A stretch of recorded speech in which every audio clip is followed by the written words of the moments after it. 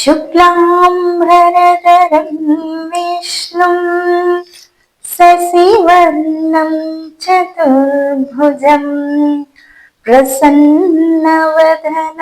ध्यायेत् सर्वविघ्नोपशान्तये अगजा आननपद्मार्कं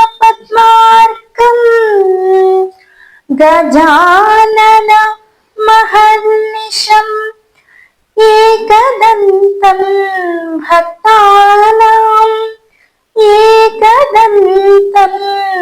భక్తానాం. ప్రేక్షకులందరికీ మరొకసారి వినాయక చవితి శుభాకాంక్షలు. నేను మీ అనుపమ. అందరూ కూడా ఎంత ఆడంబరంగా చేశాము అన్నది కాకుండా ఎంత భక్తితో చేశాము అన్నది ప్రాధాన్యత సంతరించుకుంటుంది. ఎక్కువ శబ్ద కాలుష్యం చేయకుండా, పక్క వాళ్ళని ఇబ్బంది పెట్టకుండా, మరి గణపతి షోడశ నామాలు అంటూ ఉంటారు కదా, సుముఖాయ నమః, ఏకదంతాయ నమః, ఇటువంటి వాటితోటి మొదలు పెట్టి చాలా ప్రశాంత చిత్తంతో భగవంతునికి దగ్గర అవ్వాలి. మన అభ్యర్థన, మన మొర భగవంతునికి వినపడాలి తప్ప అందరినీ అందరినీ ఇబ్బంది పెట్టేలాగా పెద్ద పెద్ద ధ్వనులు చేస్తూ మాత్రం ఎవరు చేయకండి. హాయిగా ప్రశాంతంగా ఉన్న దాంట్లోనే చేసుకోండి. అప్పు చేసి మరి ఎవరు కూడా పెద్ద పెద్ద ఆడంబరాలకి వెళ్లాల్సిన అవసరం ఏం లేదు. మనకి ఎంత ఉంటే అంతలోనే చేసుకోవచ్చు. భక్తి ప్రాధాన్యత సంతరించుకుంటూ ఉంటుంది. చక్కగా భజనలు చేయండి, హనుమాన్ చాలీస పారాయణం చేయండి. ఆ పాటలన్నీ కూడా నలుగురు కలిసి పాడుకోండి. అదే కదండి వేడుక అంటే. అలా చేసి చూడండి. అందరికీ మరొకసారి వినాయక చవితి శుభాకాంక్షలు.